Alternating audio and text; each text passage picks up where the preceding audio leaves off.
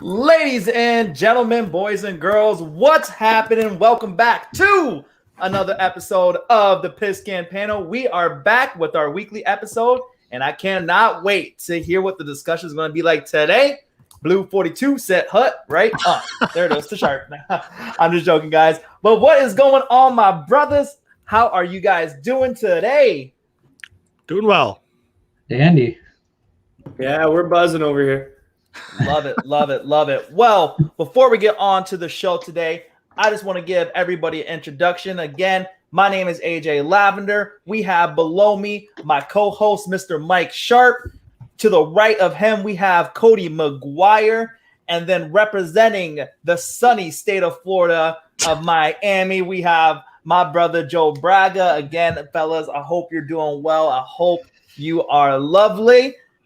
And for all of our viewers, brand new or returning, again, I just want to say we thank you. We appreciate you guys all the time, showing us, all the love and support we can. But for everybody that's joined us for the first time today, we are the Pigskin Panel. It's a football podcast giving you everything about rumors, trades, NFL draft, free agency, the normal season. We're going to be talking about fantasy when the time comes. Anything about football, we're definitely going to cover here. We're just four best friends talking about football the way we do behind closed doors, but we just decided to open the doors up to you guys and see exactly what we talk about here. So before we start off on last week's episode, going into this week's episode, we always have a contest. We have my man Mike Sharp always drinking an adult beverage. Mike, what were you drinking last week? Last week we had ourselves a little lug tread. Lug Not tread. I don't bad. think anybody has ever drank that except for you. Well, lug tread, if you're listening, I'm a good customer, so that is a sponsorship request. That is a sponsorship request. tonight we're hitting her hard. We're hitting her hard with a little bit of juice caboose. And if you get on the percentage, 6.8%. Yikes. So Mike is going to be Look out, buzzing by the end of this. Yeah, there's going to He's be gonna some nonsense. absolute There's going to be some absolute nonsense. By the end, Sharp's just going to be It makes good the Dallas Cowboys and the Zeke Elliott. Tony Romo sucks. And then for all the listeners that was wondering what I'm drinking today, I am drinking a nice little White Claw iced tea. It's bomb, so I know Canada's going to be getting it pretty soon, I think the summertime. Yeah. But again, we're only endorsing this if you're of age. This is adult beverages, so we don't condone underage drinking. However, I got a nice high quality Barks root beer going here, guys. There we go. Barks. I I haven't heard Barks in forever. And then Cody's on the water train. It's Being got a responsible adult he is. But guys, last week's episode, for those that haven't watched it, definitely go check it out. It'll be in the description either below, at the end of the video, or to the right of us. Check us out. Definitely, you want to make sure you're subscribed, that way you don't miss it out. But last week we covered that whole big trade that happened with the Dolphins, the Eagles, San Francisco, the whole pick swapping, jumping back and forth. We also covered Justin Fields' pro day and how he just tore it up and was arguably one of the best pro days that we've seen ever. It was just incredible. All scouts saying the exact same thing, that he just absolutely just tore it up. And then as well, we covered NFL changing, probably arguably for history, right? This is like the biggest monumental change that NFL has had, changing from the 16-game season to the 17-game season. And we all had our gut reactions to that, how we felt is going to change the NFL forever, whether it becomes to record-setting, player statistics, the player happiness behind it, injuries, whatnot, what it may be. But the last topic that we discussed is actually going to flow into today's topic, and that is the breaking news that Sam Darnold was traded to the Panthers from the New York Jets for this year's 6th-round pick. Yeah. But then next year's 2nd and 4th. And I thought that was very interesting because I thought it would have been the reverse, maybe, to get the more draft capital to kind of replace this, because we all know that, the Jets are looking more now towards like a Zach Wilson for their draft pick to kind of give them that little bit of extra help this year starting off in the 2nd round, whether it be a like a wide receiver or whatever it may be. But yeah, man, I just want to get your thoughts on this, because when we discussed where was the best fit that we thought Darnold would be, Cody said the Broncos, we all said our different ones. none of us really said the Panthers. So, now this all dropped out, I just definitely want to get your guys' reaction, your gut thoughts about this trade. Is it possibly the best situation now with CMC coming back? We have DJ Moore and on all these boys. He's going to be partnered up back with Robbie Anderson. So is this arguably probably the best spot that everybody kind of overlooks, man? I don't know. Start off with Joel, man. Yeah, I overlooked it for sure. I wasn't sure what the situation with Teddy Bridgewater was going to be, and now they're saying Teddy Bridgewater can look for a trade if talk to other teams, whatever he's got to do. I couldn't believe it, to be honest, when AJ first broke the news in our little group there on Facebook. I think Sam, like I said on last podcast, I think Sam Darnold's a fantastic quarterback. Well, no, I'm not going to say fantastic yet, but I think he has all the tools to be fantastic. I think the Panthers is a great spot, an unknown spot to me. I didn't even know that they were in the realm of the conversation. And then somebody, I think it was Rappaport, was saying today that Carolina from the get-go was in talks. And nothing got leaked about it, really. I never heard nothing, but what a great spot for him to go. Like you said, CMC, DJ Moore, Robbie Anderson. They got a high pick this year in this year's draft. Who knows if they try to solidify that O-line, maybe even get another wide receiver in the mix. Who knows? But Carolina is in a hard division, as everybody knows, Tampa Bay, New Orleans. So we'll see what Sam Darnold's got in the old bag, but I've seen him play against, and he's played for the Jets, who is in Miami's division for years. He's been there, hasn't had very much success against Miami necessarily, but the arm talent's there, mobility is there. It's just, we all know the Jets are a dumpster fire and could never get him the weapons or even protect him for that matter. So we'll see what happens there, but I think that's a great spot for Sam Darnold. And they got good value. They got good value for him. A second next year still gives Carolina the opportunity to get weapons this year and then go on from there. Free agency next year. I think it's a good move for Carolina, and I think Sam Darnold is an upgrade over Teddy Bridgewater myself. Teddy Bridgewater is a little bit too conservative for me. Very mobile though, and he will find a spot somewhere. Hopefully Teddy Bridgewater goes to the Denver Broncos and puts up a little competition. Competition. We're not taking that salary. Get that out of here. Unless the Panthers want to take about 9/10 of that contract, stay away from the Mile High Stadium. It's definitely going to be hard to trade that Teddy Bridgewater. Who knows? Even if he serves as a backup or even competition for Sam Darnold, I don't see a problem with that also. And again, it's going to be almost like a Nick Foles thing too, right? He might just be a backup, because I think that contract's going to be way too hard to kind of move out of. Again, like I said, unless they eat it. But at that time, if they're going to eat it, they might as well just keep him as a backup just in case Sam Darnold does get hurt or anything like that. They have a competent backup quarterback. Right. But the one thing I do want to kind of I just have to find the tweet because I thought it was really, really interesting. I'm going to have to go back from our in our conversations. But and speaking with Sam Darnold, a lot of people are just really hoping that this is the move for him to be back to his USC days, because coming out of college, like I was a big Darnold fan. Like I wanted Broncos to draft Darnold. Of course, we were in the position at the 3 pick type of thing, but love the guy at USC. So hopefully, having a former All-Pro, Pro Bowl running back in CMC, a healthy CMC that can catch out of the backfield, can bust it up anytime, having explosive weapons like they have. I think he's in a real good spot. And a big shout out to the Jets GM, man. I was watching this this interview on him, and he was really, his character shows beyond what it is, because he's like, we really want to make sure that the place that we're going to give him to would give him basically the opportunity to be a better player. And I thought that's just a big shout out to the Jets, organization, right? Because they said, if we didn't have the second pick, he definitely would have been still a New York Jet. But just because the position that they're in right now, if they were 12th, Darnold was going to be staying with the Jets. But just because of the position they are, they just had to move on, and this made sense. But they are really looking forward to seeing Darnold succeed still, which I thought was pretty cool. It was more or less a salary dump for the Jets at this point. Like, there's no point in paying him. Although I understand having him as a backup, as a starting quarterback, even this year while they draft Wilson, if that's what they're going to do. I still think that I still think Fields is better than Wilson, but they have their eyes set on Wilson for whatever reason.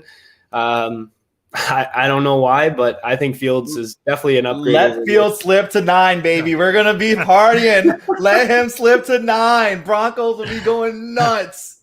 Yeah. But like, I did find the tweet though before you go, Sharp. This I thought was really interesting, especially because Joel's a Dolphins fan. Check this out. So the Jets and the Dolphins essentially did the exact same thing. They fired Gase, hired a defensive-minded coach who is loved by players, traded their quarterback. So at the time, Darnold and then Tannehill for the Dolphins for draft capital, traded their safety, Minka and Jamal Adams, for first-round picks, drafted a quarterback with the top 5 pick, and then have double first and double seconds the following year. Yeah. Is that not crazy? No, they're just copying a technique that's worked. That's all. They're just a bunch of copycats, man. Yeah, suppose. Yeah, and now Mike, what are you saying there? Like just from the Jets' perspective, they're basically just admitting that they screwed up. Like we drafted Darnold high, we did nothing to help him, and looking back, they're realizing it. I mean, you should have realized it from the beginning because you never built around him. But now they're basically saying, we got a chance to restart. We're going to now build around Wilson, assuming he's the pick. I think he is. So, I don't know. I feel bad for Darnold because they've kind of ruined a lot of his years. And, don't take him if you're not going to build around him. Like, I understand now they see that. And if I was Darnold, I'm like thrilled to be with the Panthers because they got a phenomenal running back. He's reunited with Robbie Anderson, who's probably his most trusted wide receiver that he's had. DJ Moore is an amazing receiver. Now they're in a position at 8 to not really think of quarterback. Now they drafted heavy defense last year, right? Carolina. Yeah. So there's going to be a lot of options on the offensive side. There's going to be at least Slater there. There's going to be probably Waddle and maybe not Devontae Smith, but he might be there. I don't think Pitts is going to reach there anymore now, but even if he's there, that's an absolute home run if they can get Pitts. Like really, me wanting, like my pipe dream wanting Pitts is now gone because if he's there at 8, there's no way the Panthers don't take him. Yeah, but I can see them taking Slater too, or Sewell if he somehow slips. But I love this for Darnold, himself, and now the Jets get a chance to restart and retry on a rookie deal. But I think both teams won because now the way the Jets did the trade, I think is smart because now they're getting a second next year, so they can have 2 firsts and 2 seconds next year. So now they can properly build for Wilson, right? Yeah. I think that was the thought process behind doing that next year. Oh, I mean, it's hard to say who won the trade because obviously you don't know yet. But right now it looks good for both sides. Yeah, especially like you said, it gives them a year to see what Wilson is. You know what I mean? Is he going to be kind of like your Patrick Mahomes type of quarterback, right? Or is he going to be kind of more like the Russell Wilson? Or is he going to be more of your pocket passer, almost like a Matt Ryan-ish kind of situation, right? Then they can kind of see, all right, now that we see what Zach Wilson is, the way he's going to play the game and how we could tailor our team around him, we can now go into next year's draft looking at X, Y, Z. Yeah. No, that's awesome, man. And then we have a shout out to the comment section as always, man. We love everybody that's a live viewer. Definitely for those who are watching live, definitely hit up us in the comment section below. We definitely want to share some love. And we have Braden here. He's saying AJ feels a slip to 9, but the Bears will trade up to 8 from the Panthers and take them. Man, Braden, we know the way pace is with trades. So, yeah, like I said, I've seen a lot of mock drafts with you guys drafting Trask in the second. So we'll see if you guys might be moving up for Trask, and who knows what that moving. Hey, Delima, let me know when you wake up, bud. Hey, you never know. They might Panthers are not moving. They might trade A-Rob in them, and who knows? We've seen some crazier stuff happen. Who knows? I think this is one of those rare trades that you see nobody's really the winner. Everybody won. The Jets get a pick to build around Wilson. The Panthers get a quarterback. I assume they tried to trade up to 4, possibly, and knew that the Falcons probably weren't going to do that, being in the same division, right? So they probably went ahead and got the next best thing, which was Darnold. And now he gets to go and work with Joe Brady, guy that just won the top assistant award in college, going from a guy like Adam Gase, who has ruined 2 franchises. So, yeah, it's a great deal for everyone, really. Now, I have this question here. In what scenario do you guys see Sam Darnold as a failure in this trade? Like, is it playoffs or bust at this point? Or what do you guys see the failure of this trade? Same numbers he had with the Jets. Mm-hmm. Yeah. If you look at the starts, I have it written down here. The starts so Darnold has started 38 games in the NFL, and Teddy Bridgewater has started 49, which you'd think Bridgewater by now would have played way more games than Darnold, but really it's actually a pretty similar sample size. And their numbers, Teddy's 26 and 23 as a starter. Darnold is 13 and 25, which is obviously quite bad. But now he has a team to work with. Even the touchdowns are super similar. 53 and 36 for Teddy, 45 and 39 for Sam. So yeah, but like back to what we were saying with the Jets, they never built around Darnold, so they never gave him a chance to succeed. Where Bridgewater, a lot of his starts were in the Saints, like that one year and where he started Vikings. winning in the Vikings. Like he's had good scenarios around him the whole time, and even in Carolina with CMC, like until he went down. With the Jets, Crowder's your best target for the past start of the 2 years. Like, yeah, I meant it in a sense. It's hard to put expectations on a guy that's 23 years old and has already started 40 games in the NFL, right? Yeah, I hear you, Cody. Do you look at him as a raw prospect still, or is it a guy that hasn't done well that finally has a chance to do well? Yeah. I agree with you, Cody. I think the numbers and the wins, it's hard to put apples and oranges together with wins there, especially when the Jets they only won 2 games last year, or one game last year, or 2 games last year. They usually only win maximum 5 games a year. Like, they're pretty rough. They've been rough for a long time. Sam Darnold had a couple games where he put up real respectable numbers, and the Jets just couldn't follow through on the defensive side of the ball anyway to justify Sam Darnold. Like, a lot of these quarterbacks have good defenses where they don't have good games, and they still collect the W at the end of the day. Yeah, it's just that's something I was wondering when I looked at all the numbers. Like, how long does Darnold have to prove that he is going to live up to the potential of the, I believe, second overall pick? At least 2. Third. At least 2. Oh, he was third? Who went second? Second, that 2018 draft. Oh, yeah. All right. Yeah. But he's got 2 years to prove it now, because he's got this year, and then the Panthers have already picked up his option, so he's got the following year. So if he can't do it in those 2 years, then they're moving on too. Yeah. Yeah. But I think it's pretty safe to say Darnold will be in this league for a while, even if it's as a backup situation. The guy definitely has an arm. No question. Yeah, I like this. Even after the 2 years. Yeah, because even after the 2 years, he's a serviceable backup, right? He's a veteran backup, and he already had the track record of after say 5-6 years or whatever. He's not that potential, or he could have that breakout year or whatever as a backup kind of thing. But it's a win-win even after the situation too. I kind of see him at worst being like Mariota, where Mariota's a backup but can also start when you need him to. Yeah. Yeah, no player in the NFL has more receiving yards with Sam Darnold than Robbie Anderson. So he's got. I watched an interview with Robbie Anderson today, and he was talking about how he was very surprised that the Panthers got Sam Darnold himself, but he was excited at the opportunity to work with him again. So I think he'll do pretty well. Cody, is that a fantasy? Is that a fancy outlook already? Is that a fancy outtake already? Well, last year. The Temple connection between Matt Rule and Robbie Anderson, you could see it. I guess hindsight, it wasn't that surprising, but I think Rule really likes Robbie Anderson. He's going to feature him a lot with Sam Darnold. Yeah. We're going to say something after that. I mean, Mike? Oh, I was just going to, the scheme's going to be night and day for Darnold, and I think it's going to do nothing but help him.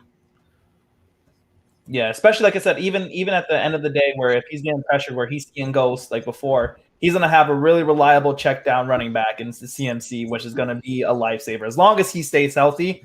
It's hard to see a below average type of year for Darnold. You know what I mean? Because CMC can just hit your little out route, give you 10, 15 yards every play almost, right? So I think, for me, he's going to be probably one of my sleeper quarterbacks, who I'm just going to pick up at the, end of the rounds type of thing, and just as a let's see what happens kind of deal, right? You guys, I was just going to say, do you guys think that the Panthers will go O-line then at pick 8? I do. I can see it. I think it depends on who's there.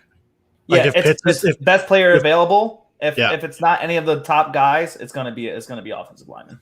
Mm-hmm. Yeah. Which is probably going to be Slater, because I would assume Penei Sewell will be gone by then. Sewell. I could see Sewell going in the top 5, to be honest. Yeah, it's gonna be an interesting draft. But the thing is, like Sewell could realistically slip, because if there's going to be 4 quarterbacks in the top 4, guys are slipping, and he could, like, at 5 they could just go, all right, let's go Chase for Burrow. At 6, you guys could be like, well, maybe we'll just go Pitts. At 7, they could want their receiver, right? They could go Devontae Smith, Waddle, something like that, and then there you go, Sewell's right there for you, which would be a home run pick. Absolute home run pick. Like, Jesus, Pete. Like, oh, man. They could even trade with somebody, too, like the Eagles or the Lions. Like, if the Lions say they want a wide receiver and the Panthers go to them and say, we want a tackle, if they don't want that tackle, they probably actually would trade something to allow them to move up ahead of another team. Yeah, no further than 12 probably back with the Eagles, because Slater probably will be there. Yeah. But then you also have like someone like Tevin too, right? Who's going to be Tevin Jenkins, who's also going to be a nice offensive lineman too. So this draft is so deep. Like, when you really look into it, this draft is ridiculously deep. It's like 3 rounds deep. Yeah, which is going to be awesome. So day 2, there's going to be home run picks, in my opinion, too, as well. Sure. But with saying that, now that Darnold's there, what does this really mean for Teddy? You know what I mean? Is it proven that he's not a starter quarterback in this league? Like, pretty much. Yeah, it's pretty much the writing's on the wall with Teddy Bridgewater. He's when he is asked to be a starting quarterback, he's super conservative. Like, he's serviceable. He's serviceable, but he's super conservative. He doesn't like chucking the ball down the field really too much. If you look at Cody's numbers that he just stated, the ratio from touchdowns to interceptions, I don't know. I don't think he's suitable to be a starter in this league anymore. He's had his chance and he's fumbled the bag every time. So I'd pass on Teddy Bridgewater as a starter. As a backup, sure. For the right money, sure. If he's cut. He's cut, I'm not taking that contract. No, he's owed 17, and 7 of it's guaranteed. Yeah. Like, if he's cut, like, I would love him in Dallas at like a Dalton contract. But the Panthers could always eat some money. Yeah, they're gonna have to reduce it or something. They're probably gonna have to reduce it down to the guarantee and then trade him. Yeah. Mm-hmm. Now, one thing, are you asking them to take off one of the gloves if he's your quarterback? Are you still rocking the double gloves? It's Teddy 2 gloves. Are you rocking the 2 gloves? It's Teddy 2 glove, buddy. He's got to keep it. If you look at where he's been successful, the Vikings and the Saints, he went to the Saints and he won all 5 games he started. Both teams run the ball. So I could even see him just going back to the Saints. And do you want Taysom Hill as your backup quarterback again this year? Because I don't. I don't want Winston as my starter. So Teddy check down. That's we have CMC coming through saying Teddy check down. That's 100. Like you said, that run game. You have that Alvin Kamara type of play style or whatever. You just check them down. Good run game. You got a small pass game, and you just live and die by the sword there. I don't remember one single deep ball from Teddy 2 glove. Like, not one. Yeah, because even you had Michael Thomas just run your slants, and there's your little. Well, you had Robbie Anderson. He had Robbie Anderson and DJ Moore last year. I don't remember one bomb thrown to them. Yeah, that's the thing with Teddy. He is super conservative. Like, he's so boring to watch, in my opinion. Yeah, he's super calm in the pocket, but he's just boring to watch. All his big touchdowns this year were just yak touchdowns by DJ Moore. He'd catch a 5 yards from the line of scrimmage and run 80 yards. Yeah. Although Teddy Bridgewater 85-yard touchdown. Just kidding. Look at the actual tape. Although Robbie Anderson was off to like a really good year. I know he tailed off near the end, but he was having a fantastic year. Oh yeah, he's doing well. They really gave him opportunities. Like he was a kind of a one-trick pony in New York, right? Like everybody thought of him as just a dude that ran a go route, but he went to the Panthers, and a lot of his catches last year were like many different routes that he was running in the route tree. So that was good to see too. Yeah, it's just another example of the Jets like just not knowing what to do with what you have. Yeah. Yep. Loser franchise. Yeah, seriously. Sorry for all my Jets fans out there, but hey, good luck, Zach Wilson. Yeah, 100%. But now going from a boring quarterback to probably arguably one of the most craziest quarterback situations going on right now, and we're going down to Texas. Today was some breaking news with Deshaun Watson as his victim speaks out for the first time. And then his lawyer countered saying that victim was the first one to come up to them offering a $100,000 hush-hush plea settlement type of deal. So things are now getting escalated and more messier than ever for Deshaun.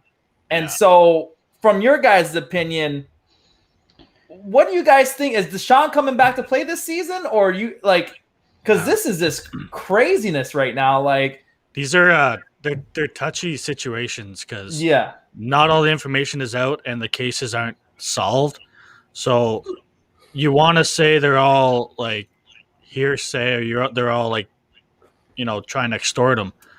But if any of these are true, then you're screwed, buddy. Like you did wrong. You got problems and he probably won't play again, I would assume. Or it's going to be tough for him. Will they give him kind of like the Robert Kraft type of situation where they he might still be kind of like in the league? It's a little bit different because he's an owner and they care more about the owners. Yeah. But well, the girl was saying, go ahead, Sharp. No, I'm just saying it's a touchy situation. It's hard to like comment on it really. Mm-hmm. Yeah. Like the girl that was on the stand today, she was saying that she's got depression issues. She's got all kinds of issues now. She's been traumatized by all this. So who knows what's going to happen? What is there, 19 or 20 or 21? 22 now, I saw as of today. 22 different women. Like I don't know. Like if there's that many women, can they all be wrong? Right. You know what I mean? It's it's not a good look for Deshaun Watson. And I'm pretty sure the NFL is not going to let him play until all this is resolved anyway. So it might be somebody to stay away from in fantasy drafts to begin the year early anyway, and maybe take a flyer on him later and hope for something. But I don't know. It's just hard for me to see 22 different women coming up and saying the same kind of story and him saying, no, this is all not true. Well, somebody has to be lying, either the 22 women or the one man. So I feel bad for the girls in this situation, but I also it sucks to see a talent like Deshaun Watson, and one of the best quarterbacks in the league, not being in the league next year. This upcoming season would be absolutely crazy, but I hope everything gets resolved, and I don't know what else to say other than that. Yeah, man. And that's the way when I first looked at him, when I heard, because the whole thing was like he was dogging the Texans, stuff like that. To me, it looked like almost kind of some shady stuff kind of going behind the scenes. But then, which it still could be, right? But I'm with you too, because I'm just like, maybe if it was 3 to 4, maybe there's kind of some hearsay, gray zone type of thing where settlement deals or whatever, just to kind of get back, quote unquote, get back on them again. Everything's assumptive at this point, but like Joel said, man, when there's 22 of them, the law of numbers, to have 22 of them and not one being a true, at least one, right? It's kind of hard to say, like, and it sucks too, because like you said, seeing arguably one of the greater quarterbacks in this modern era, this new era, coming through, we might not, see him ever again, if all these allegations are true, right? So, Cody, I don't know if you want to. Yeah, I was going to say it could be like an exempt commissioner's exempt list thing too, until they figure it out. Like Sharp said, all the information isn't out. So it's kind of really hard to determine anything until It's hard to judge anyone right now, right? Yeah, Like, it's like look at- everybody's innocent until proven guilty, kind of thing, right? Yeah, That's exactly. true. Look at the Antonio Brown situation from last year, where the woman was accusing him of doing those crazy things. Nobody wanted to touch him. Nobody wanted to touch him. Patriots picked him up. He played one game versus Miami, and he got released again. Like that might even have been the year before too. So like nobody should be willing to touch these guys. And I know Deshaun Watson wants to trade, and he's wanted to trade for a long time. Well, clearly no team should go near him right now. And I don't think any team would give up anything for him, to be honest. Right now, you can't. You just can't. Especially in that piece where a lot of your cap is in a quarterback. Like especially for someone like him too, you're not gonna trade for a quarterback and then all of a sudden you're paying him X amount of money and then not be able to play him. Like it's just bad for business, you know what I mean? And then of course your PR would just go down the shitter, and just everything would just be brutal on that point. But it's a shame. Hopefully, maybe these allegations are wrong. If they are, I really hope, the women in this case get their peace and get their justice. As everybody again, right? But going now into some more exciting news, especially for our 12th men out there. We just got breaking news from Carlos Dunlap that he was actually reassured by Russ after a conversation that Russell Wilson will be a Seahawk going into this 2021 season. So coming from a former player to kind of have Carlos Dunlap come back to play, saying that he's going to be a Seahawk. Anybody that was on the bandwagon of Russell being traded to their team, such like the Bears, sorry, Braden, looks like it's going to be diminishing, and it looks like it's going to be diminishing day by day by day. Yeah. But it's looking more than less that Russell Wilson will be a Seahawk start this season. This whole situation got so blown out of proportion. He never said he wanted to leave. He literally said, "I want to stay." Then he gave the 4 teams because he probably got asked to give 4 teams if he were to be traded. But like he never once said, "I want out of Seattle." And then the media just took over. Like I'm not like it should shock no one that he's staying. Agreed. So no one thought he was gone. No, I never thought he was going to leave. I never thought he was going to leave. No. All he's ever wanted is O-line protection. He's always had weapons, even guys that he's created himself. Like not guys that are high draft picks or big money guys that he finds a way to create. The Lockett's, the Moores, the even running back situations. They've had so many running backs that Russell Wilson strikes fear into defenses that these running backs have a chance to thrive. Like, do I think Chris Carson is a top 5 running back in the league? No, I don't. But he's still nasty, man. I think Chris Carson, absolutely he's nasty. There's no debating that on my end. He is phenomenal. But the fact that you have Russell Wilson who can throw the ball short, intermediate, long, can run the ball. You know what I mean? Play action, anything. It just strikes fear into defenses, which gives the running back a better opportunity.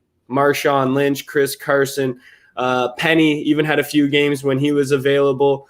Turbin, they've had all kinds of guys who have had games in that system. Even some of those small backs that they get in like the 5th, 6th, 7th round, they've even found a way to do it. Russell Wilson's by far he's a top 3 quarterback, top 5 quarterback in this league, no question, on everybody's list. So he says the Red Rocket it is. Yep, Andy Dalton is going to be your Lord and Savior. What a miserable quarterback situation. Like, can you imagine going through a whole season knowing you have to watch Andy Dalton or Nick Foles pay? How much does Nick Foles make? Like $100 million? He's not even playing. A year, I think. Yeah, somewhere around there. I can't.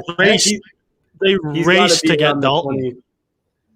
Foles has to be around the 17-20 million a year mark. Yeah, has to be. Yeah, I think his contract was like $80 million. Like that's not all guaranteed. Yeah, over 4 years. Yeah. But like, yeah, they had, raced to get Dalton. It's like you 17 could have million got guaranteed. Darnold for way less. Oh yeah. Now, is it a team? So he signed a 3-year, $24 million with the Chicago Bears, including an $8 million signing bonus and $21 million guaranteed. Oh, is that Whoa. Jacksonville contract like voided basically after a year or something like that happened? Oh, Maybe. I think he has a team. I think the team has an option at the end of this year too, so they have a potential out. Because I'm pretty sure he signed 4-year 80, and then after a year they're like, yeah, never mind. yeah, yeah, Just kidding. Yeah. yeah. Wait, you actually stink, so never mind. Uh, Yeah, I think it was Jacksonville after he won the Super Bowl or something. They gave him that huge deal. He was in Jacksonville, yeah. Jacksonville. So his Jacksonville contract. Here's a breakdown.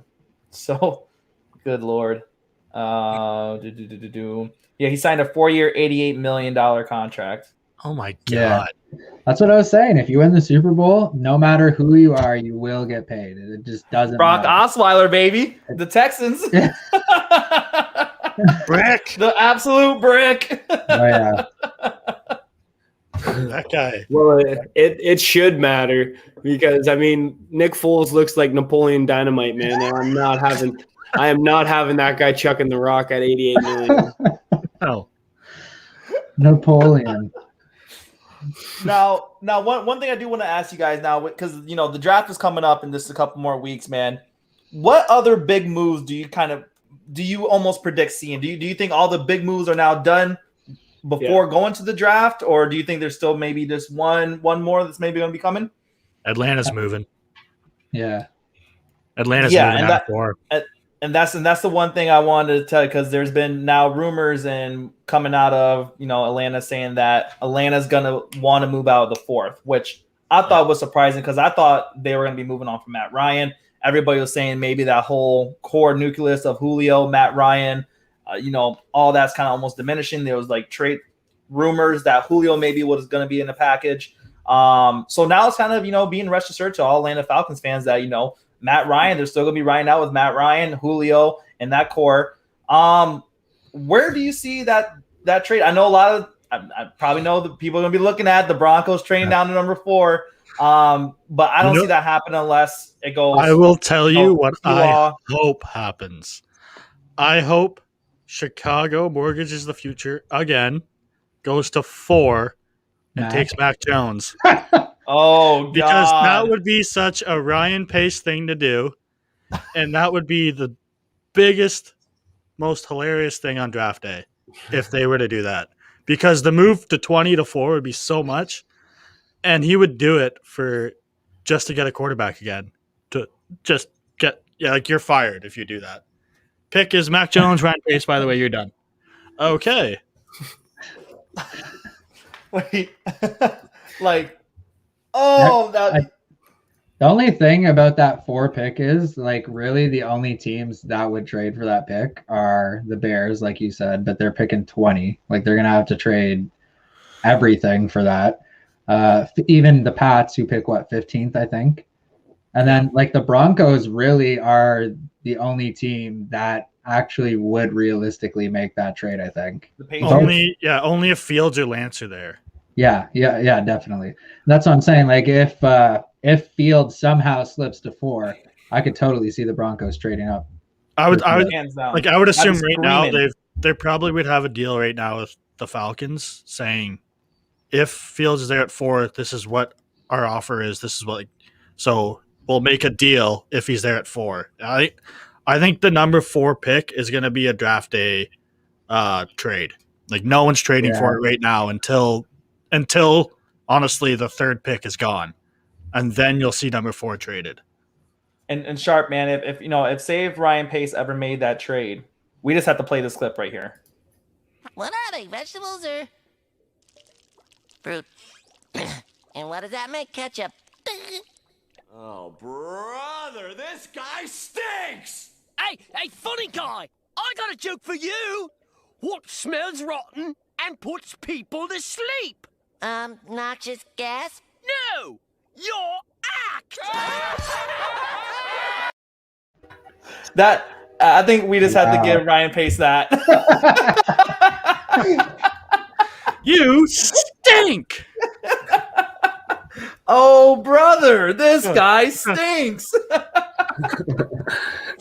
No, but to me, I honestly don't think. I honestly don't think we'd as the Broncos would trade. I don't think we'd trade up for Trey Lance. I like him. Like I really do like him.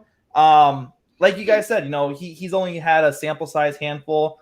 From what the reports is off the field, this guy is a coach's type of player, a GM's type of quarterback, work ethic out of this world, a complete, film junkie, always wants to be a perfectionist, wants to look over all the things that he can fix. However, like McShay always said too, his accuracy is just not there. He might be a little bit more of that raw talent project quarterback, some that we're dealing with right now with Drew Lock. So I don't see the Broncos moving up for Trey Lance. However, I do see if the picks just happen to go where, Mac Jones goes, let's say 4 type of thing. Then we have a Jamar Chase, Penny Sewell, Rashawn, and then all of a sudden maybe a Trey Lance is there sitting at 9. Then we might do something as long as, because we're still in the sweet states for Pastor Surtain, even though, because we have 1-year contract kind of thing with our cornerbacks. So it would be really interesting to see Trey Lance there at 4. If Fields there at 4, hands down, I could, like you said, I could see Peyton already having discussion of a trade saying if Fields is there at 4, this is the deal. Yeah. If it's there at 4, just hit the green button type of thing, right? The one thing I was thinking of is I wonder if the Niners, because they put a 1st-round grade on Jimmy G. Nobody's trading a 1st-round pick for Garoppolo. So that kind of tells you that they want him to stay in San Fran. So I wonder if that maybe is a sign that they do want to draft a guy like Trey Lance, and they actually will pass on a guy like Fields.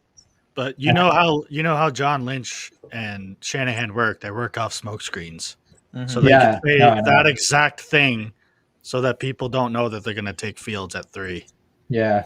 They'll go on the podium and say that and still draft Fields.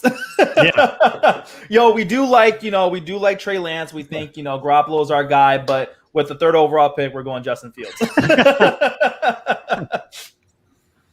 And I honestly could see the Falcons, if they can't get anything trade value wise to move back down into the draft.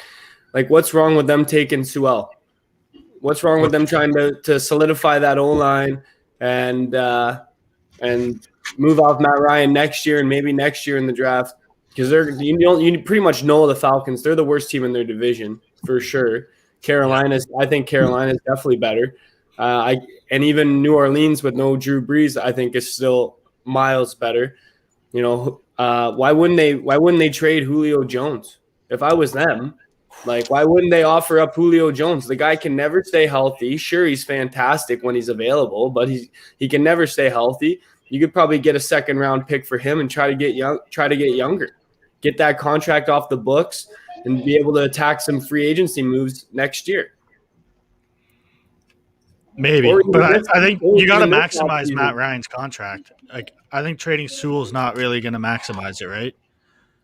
I think he's healthy enough to make an impact. You got Ridley there.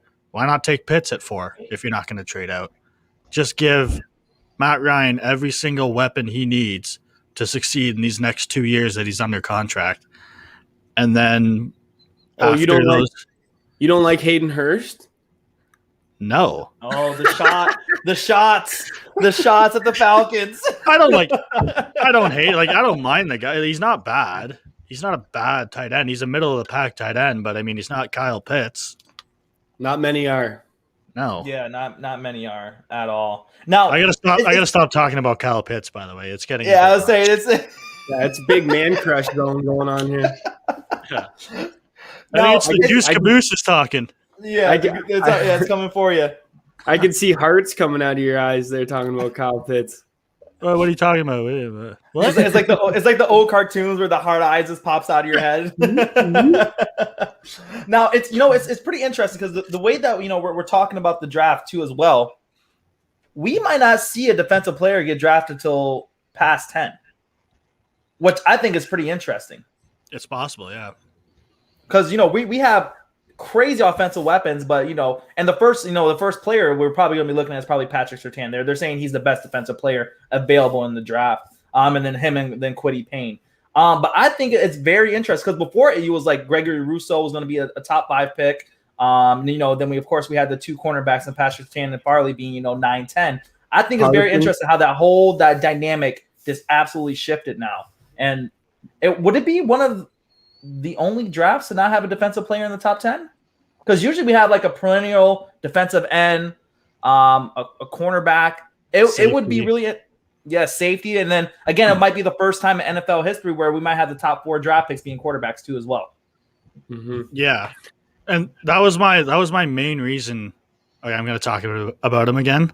If Pitts was at 10 for Dallas, because all these defensive players Mike for Pitts. Because all these defensive players are getting pushed back into that second round, right? There's going to be so many good corners, safeties, defensive ends, D linemen in that second round.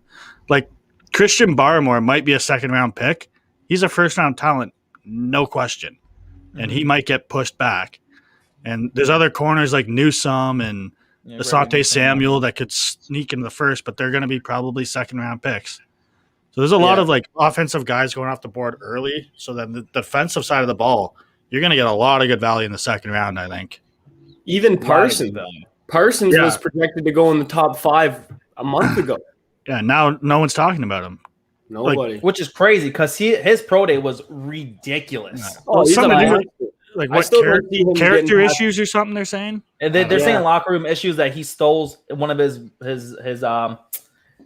he stole one of his roommates' laptops or some stupid like that. And they're saying that he has like really bad character issues. He may be a little bit temperamental in the locker room. Who really knows? Is that this media trying to out-skew it a little bit more than what it is? Maybe he's just a passionate player that some people find it might be a little bit more intimidating. The guy just needed a couple pizzas, man. Leave him alone. Yeah. Just going to take the laptop, pawn it, take it to the local pawn shop, get a couple Little Caesar saws, and call it a day. Get some 2-for-1s at Little C's. Yeah, leave the guy alone, man. He's just hungry.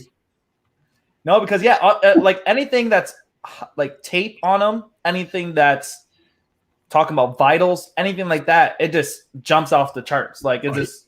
He's going to be defensive rookie of the year ballot for sure. Like he's going to be up there next year. Yeah, like who he reminds me of, and it's Darius Leonard. How Darius Leonard came on the scene and just tore it up for the Colts. Like literally, that's who I see as a Micah Parsons. I see Devin someone that's White. Versatile. Devin White, yeah. If the Dolphins at 18 have Najee Harris is on the board or Parsons is on the board, and they don't take one of them, either one of them.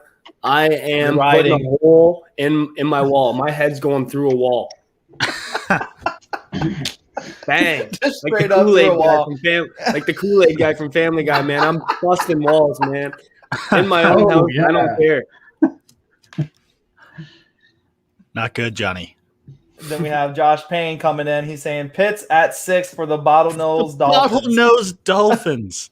Oh, no. I agree. Pins up. So we're definitely going to have to be doing that mock draft next episode for sure because it's going to be interesting to see what the boys think and how that kind of unfolds there. But yeah. Oh, what are you going to say, Joel? You're going to say something? I was just going to say, what's up, Josh Payne? That's all. I just want to say, what's up, Josh Payne? I think this is Payner's first time on the stream, so big shout out to my man Josh Payne out there. The Payne train. Another person representing the sunny sunshine state of Miami, Florida, with the Dolphins. And again, a big shout out to Brandon DeLima as well as another first time viewer, Sam Saker. There, appreciate you fellas. But going into our next segment, and it has been a fan favorite over the past podcast, and everybody's been loving it so far. It is the Pigskin Panel's game show. It is Guess That. So, guys, if you guys have your whiteboards ready, it is on and popping. White paper. White paper. So, yeah, Mike went to go get a whiteboard, and he bought his from Dollarama, and then he did his first drawing on it, and then it didn't work. So, make sure you test your products from the dollar store. Yeah, Eidelman. Julian Eidelman. So if you don't understand that joke, definitely check out our last podcast with Julian Eidelman. Get off my back, all right? And with that 6.8% beverage, we might be seeing another one today. So we might be seeing a player from the CFL. So let's see here. So our first guest that episode, we had Cody being the quarterback wizard, winning there. Then last episode we had Joe Braga winning the wide receivers, and then today we have the running backs, the next offensive piece. So it's going to be interesting. And those that are viewing it right now, whether you're watching it post live or you're watching it live with us, definitely write down in the comment section, join the panel, and let's see if you're correct on some of these answers. And as well, if you're just listening to on Spotify, Apple Podcasts, or watching on YouTube afterwards, join in. Let's see what you got. And then write down in the comment section on your score after the game show is done. But get into it, guys. We're going to be changing up a little bit. Last time we had 30 seconds, but sometimes I didn't trust you guys. There might have been some questions that you guys answered that you could have been looking up. So this time we're going to give you 15 seconds instead of 30. And let's see if you really know it, or because I know in 15 seconds you won't be able to Google whatever the question is going to be. So, hey Siri, don't search it up for Cody. So starting off, we have question number. Oh, there's my Siri going off.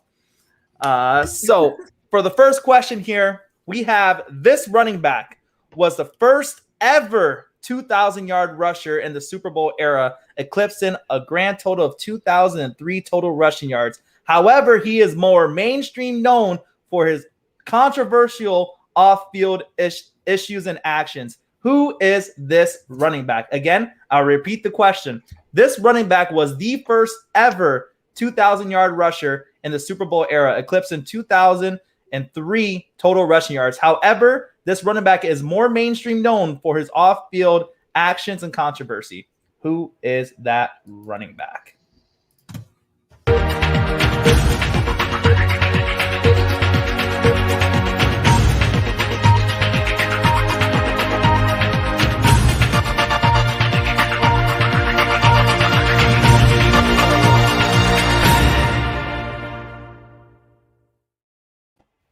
All right, time is up. Time is up.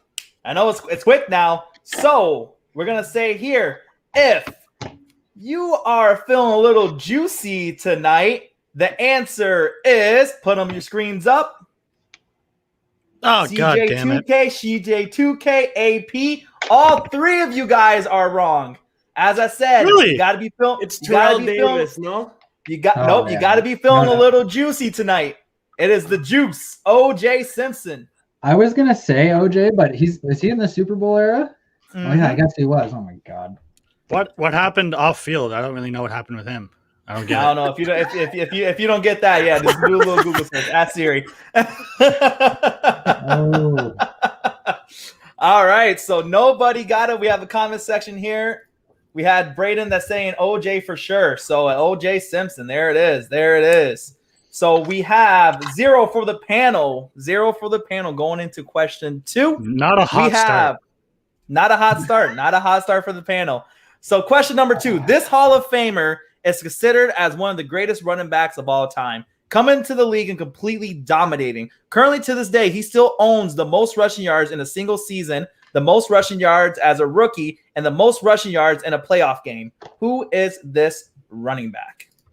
Again, I'll repeat the question. This Hall of Famer is considered to be one of the greatest running backs of all time, coming into the league and completely dominating. Currently to this day, he still owns the most rushing yards in a single season, the most rushing yards as a rookie, the most rushing yards in a playoff game. Who is this running back?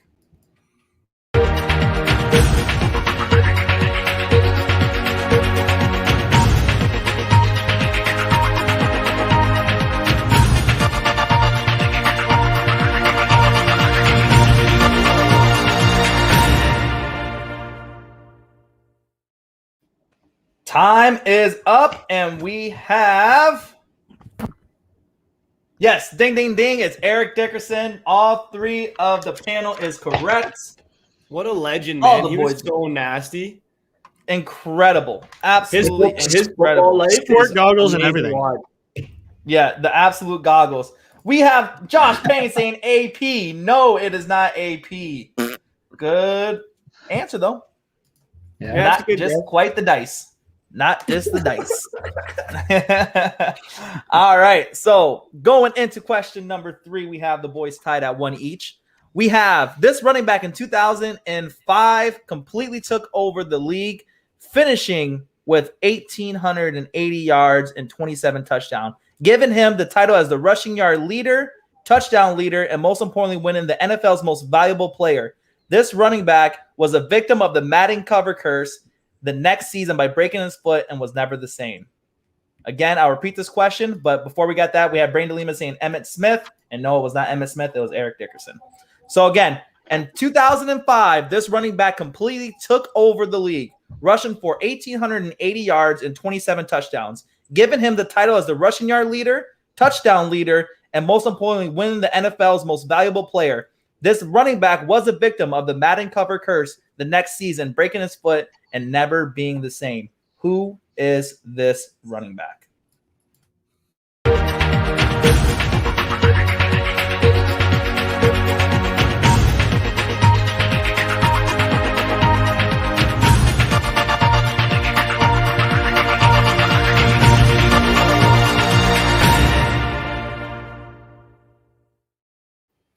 Time is up. So what does the panel think? Oh, yeah.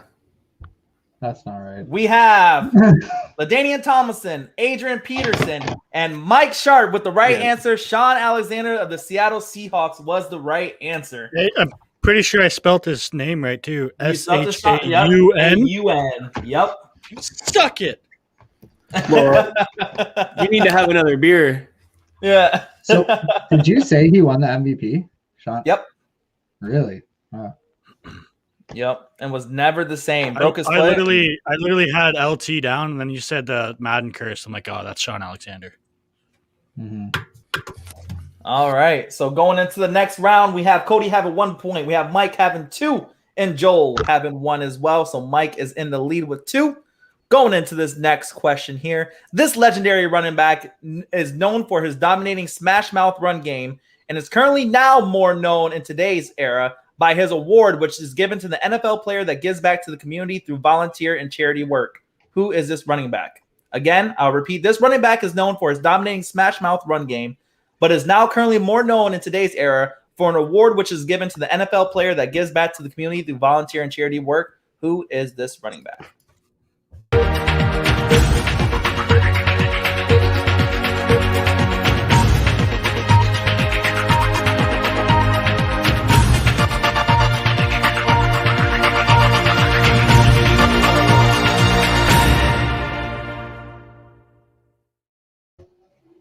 Boom. Questions up.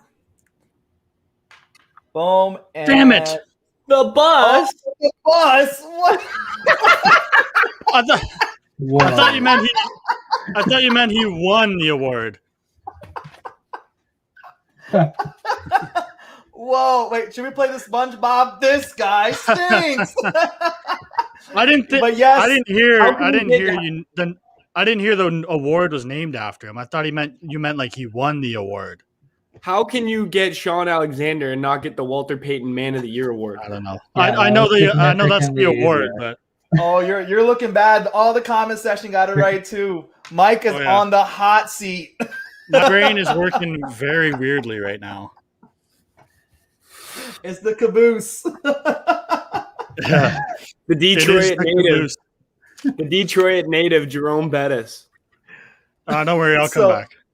So going into the next round, we have the comment section killing the game. We also have a tie game with everybody having 2 points each. Let's go into the next round. So this Hall of Fame running back is known as being the pioneer and paved the way for the dual threat running back for players we know today, such as LaDainian Tomlinson's, the Alvin Kamara's, etc. He is known for being a key part of the greatest show on turf, eclipsing both 1,381 rushing yards and 1,048 receiving yards in 1999. Who is this running back? Again, I'll repeat. This Hall of Fame running back is known as being the pioneer and paved the way for the dual threat running backs for the players we know and love today, such as LaDainian Tomlinson, Alvin Kamara's, etc. He is known as being the key part of the greatest show on turf, eclipsing both 1,381 rushing yards and 1,048 receiving yards in 1999. Who is this running back?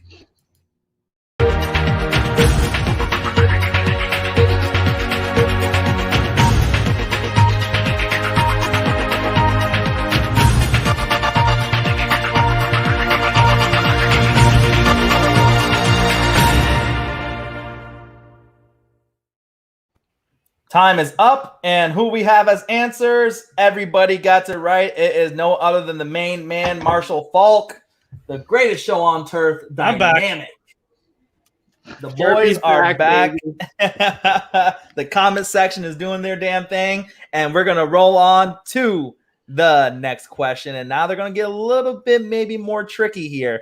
So this running back has a very unique story.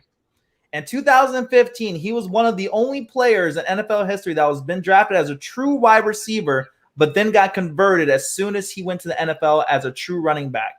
Who is this running back? Again, I'll repeat. In 2015, this running back has a very unique story. He was drafted as one of the only players in NFL history to be drafted as a true wide receiver from college, and then when he entered the league, got converted into a true running back. Who is this running back?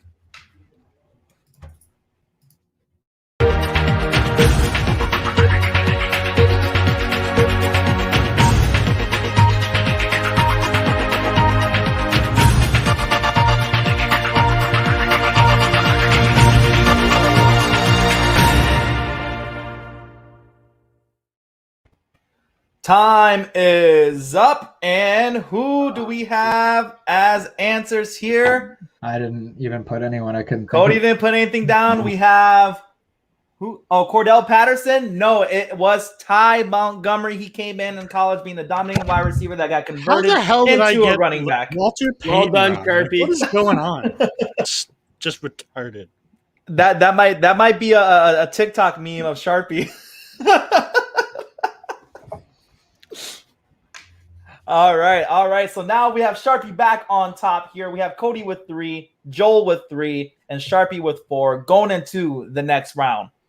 So this might be for all the old heads out here, but this former first overall running back both played in the NFL and the MLB. Although he never eclipsed 1,000 rushing yards, he is most known as the most broken running back in NFL video game history.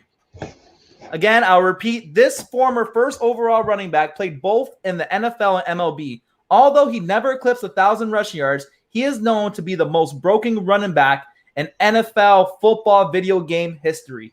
Who is this running back?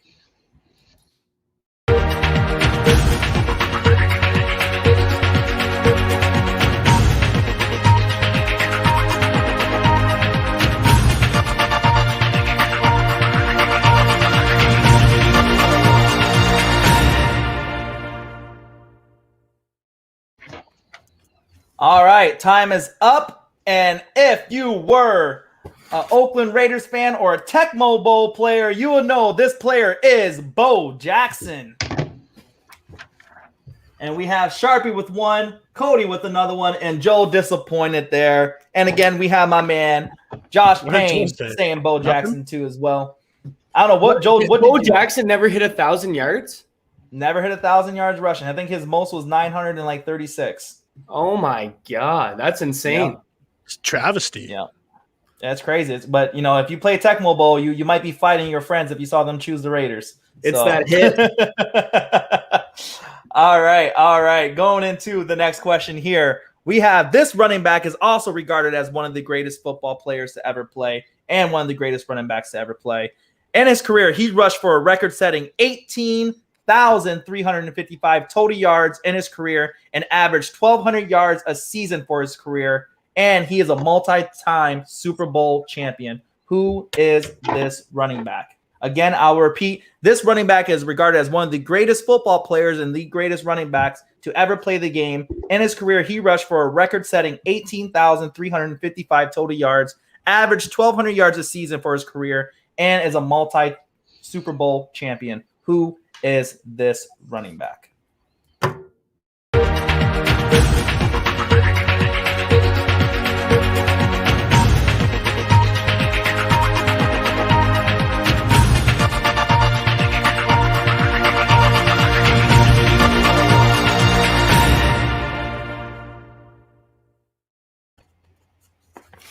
right. We have the questions, answers in. Yes. Again, we have the comment section blowing it up, doing it right, except for Josh Payne. Josh Payne says Frank Gore. Get out of here with that mess.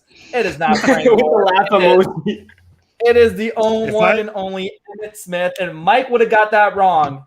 If I got that wrong, I was walking out. If you got that wrong, you'd have to take down all your jerseys in the back. You'd have to.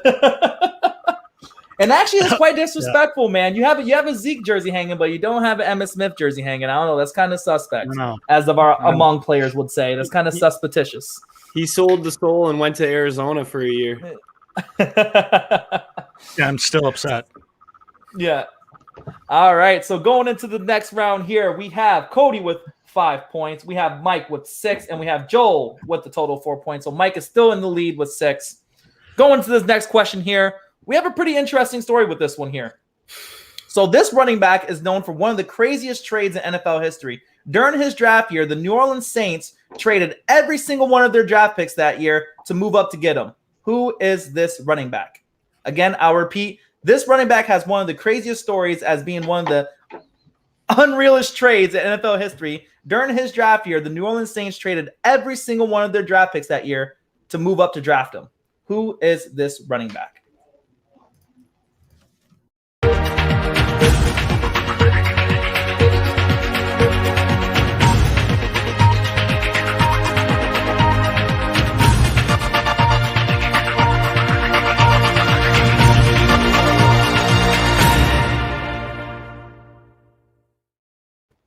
Time is up and questions in, and the running back that the New Orleans Saints traded every single one of their picks for was Mr. Ricky Williams. Damn. I drew a blank, so I did Herschel Walker too. One of my favorite Dolphins running backs of all time, Ricky Will.I.Am. I honestly thought he was drafted by the Dolphins. I'm not going to lie. Well, that's your mistake. Very much so. Now, isn't that crazy though? Just imagine your team trade. I don't know, like it was Mike Ditka trades. Yeah, Mike Ditka trades every single one of your picks for the entire year to draft one player. It's crazy. So in the comment section, we have Ricky Jackson. No, Ricky Williams. Who's Ricky Jackson? Is that a player? And then we had Braden saying Mark Ingram, and no, it's not Mark Ingram. It was Ricky Williams. Ricky Williams. At least he was a good player. You guys got to watch the Ricky Williams football life. What a football life story that was. All right, so going into the next round, our stats on the board is Cody with 5 points. Mark is still Mark. Wow, thinking of Ingram. We have Mike still with 6 points, and then we have Joel climbing back up to 5 points, only down by 1, chasing Mike for that elusive running back expert title. Here we go. Next round here, we have this running back. Although he was a Super Bowl champion and won a Super Bowl, he never quite lived up the hype that he had coming out of college. At the time, he was regarded as going to be one of the next greatest running backs of all time. He dominated in college like no other and was ranked the 24th greatest college players of all time. Who is that running back? Again, I'll repeat. This running back, although a Super Bowl champion and has won the Super Bowl, he never quite lived up to his hype coming out of college. At the time in college, he was one of the greatest running backs and prospects of all time, absolutely dominating like no other, and is ranked today as number 24 as the greatest college player, 24th out of the 25 greatest college players of all time. Who is that running back?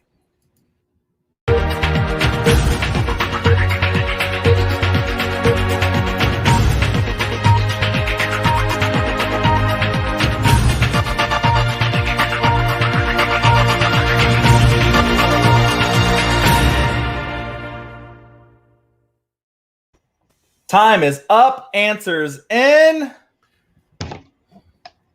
Who we got here? LeGarrette Blunt. Was that Bishop? Bishop. Yeah. And Reggie Bush. And Mike is correct. Reggie Bush is this running back. Come on. He never quite lived up to his hype, and he is ranked 24th greatest college player of all time. 24th. He should be way higher than that. If I win this by getting Walter Payton wrong, there's something going on here. Braden DeLima says, not Tim Tebow. Big shout. to my man Tim Tebow. I didn't even know Reggie Bush won a bowl. Did he win with the Saints? The Saints. Yep. Yeah. The Saints. I didn't even know that. Yep. Now you know. Now you know. All right, so we have 1, 2, 3, 4, and then we have a bonus 5. So 4 questions left with a bonus 5. So going into this next round, we have Cody having 5 points, Mike having 7, Joel having 5. Going into this next round here, we have this running back is more known as being one of the most questionable Madden cover athletes of all time. After being drafted by the Denver Broncos in 2008, this running back never quite had any NFL promise until he was traded. Then he went from having a total of 400 yards in 2 seasons to ended up having 1,177 yards in 1 season, earning him the Madden cover, which would then he would feel the Madden cover curse by never rushing for more than 600 yards thereafter. Who is this running back? Again, this running back is more known as being one of the most questionable Madden covers athletes of all time. After being drafted by the Denver Broncos in 2008, this running back never had really any promise in the NFL until he was traded. It was only then he went from having a total of 400 yards in 2 years to rushing for 1,177 yards in the season, earning him the Madden cover athlete, which then he would feel the Madden cover curse and never rush for more than 600 yards thereafter. Who is this running back?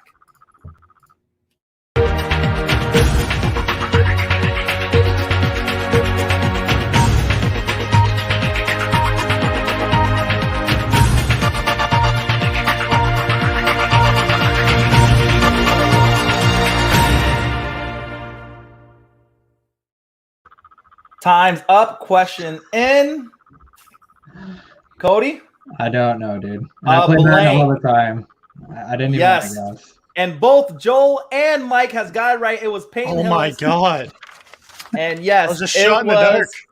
For the Madden 2012. He was a cover athlete where everybody was like, who is this guy? He had a huge year for the Browns. Huge year for the Browns. Yeah, for the Denver Broncos, he was yikes. Stinker. I can't believe he was on the cover of Madden, man. Yep. God. Yep. It's literally like you like go to see a Madden, you're like, oh, I know that guy, I know that guy, I know that guy. Huh? Especially for the Browns in 2012. And Brandon says with the Browns, wasn't it? Yep, he was with the Browns. That is correct. And then after that, no more than 6. He had 1 year for 592 yards, and then like 400, 200, 100, and then until he was cut. Crazy. One hit wonder, like a musician. All right. So going into the next round here, we have Cody with 5, Mike with 8, Joel with 6. Going to the next round here, we have this running back was known as the Nigerian Nightmare, an unstoppable force in the late 80s and early 90s until Denver Broncos Steve Atwater laid a devastating hit on him that was known around the NFL. Who is this running back? Again, this running back is known as the Nigerian Nightmare, and I forget an unstoppable force in the late 80s and early 90s until Steve Atwater laid a devastating hit on him, heard around the league. Who is this running back?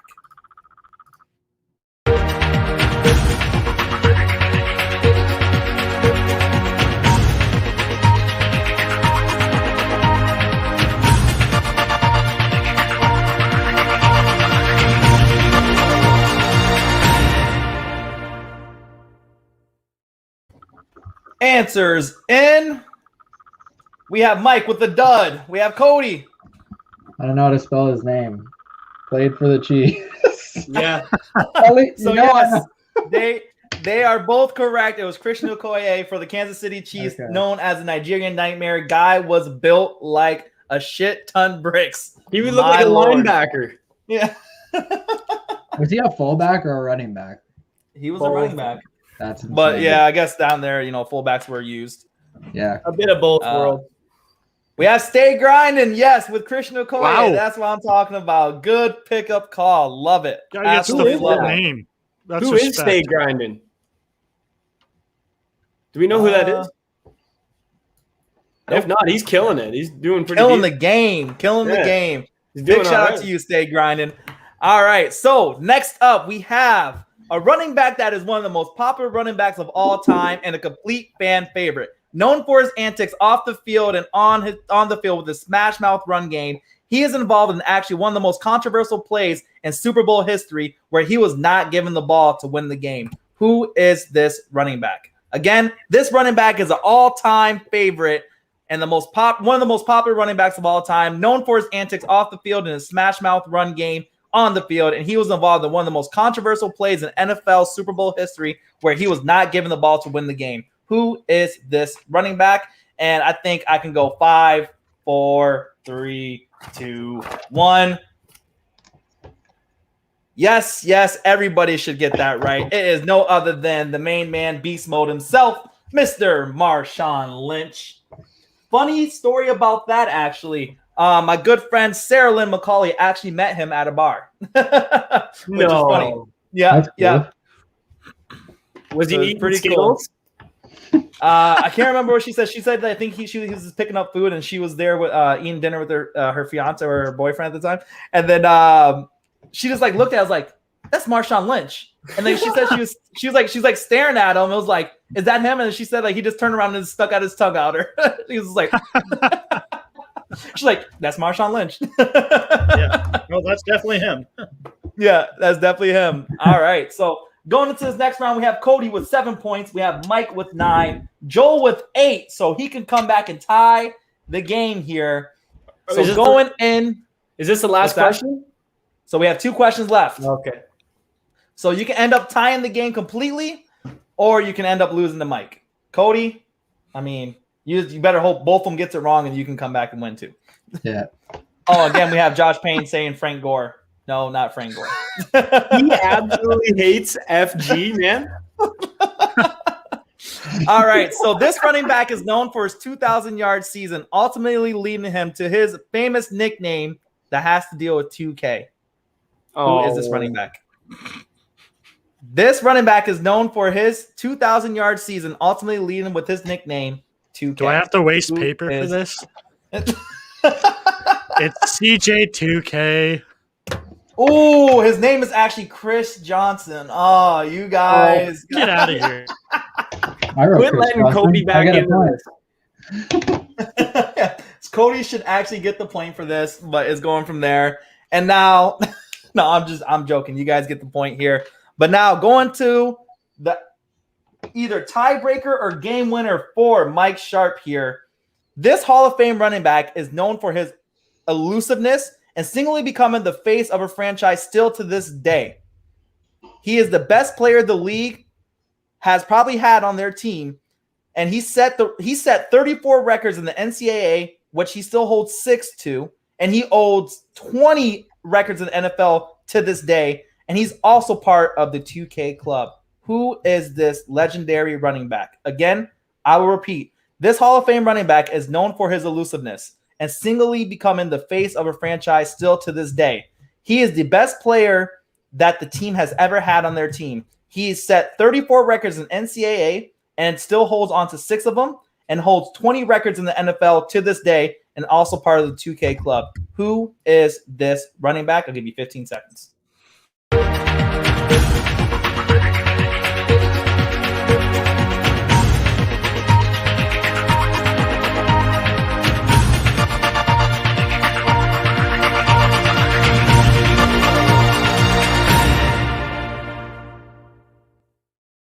Time is up. Questions in. Mike doesn't look like he's sure about this.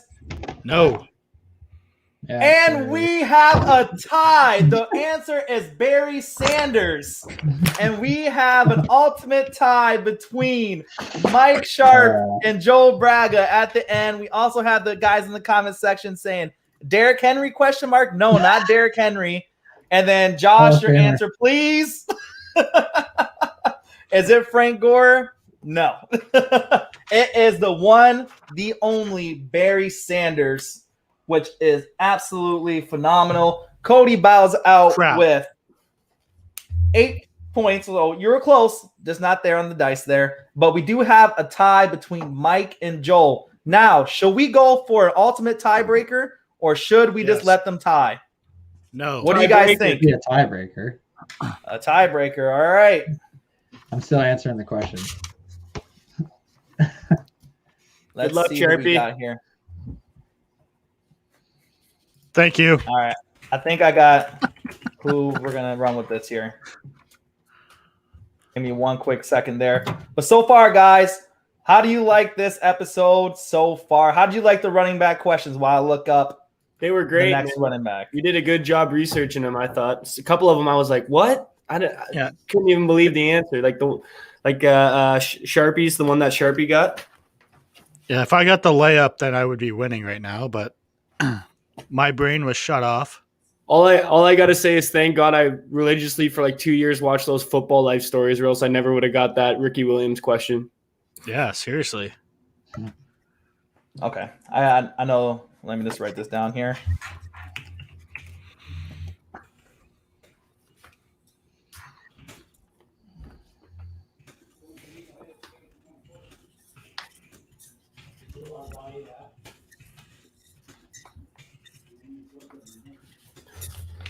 Okay. Yeah. Okay, I think I got this here.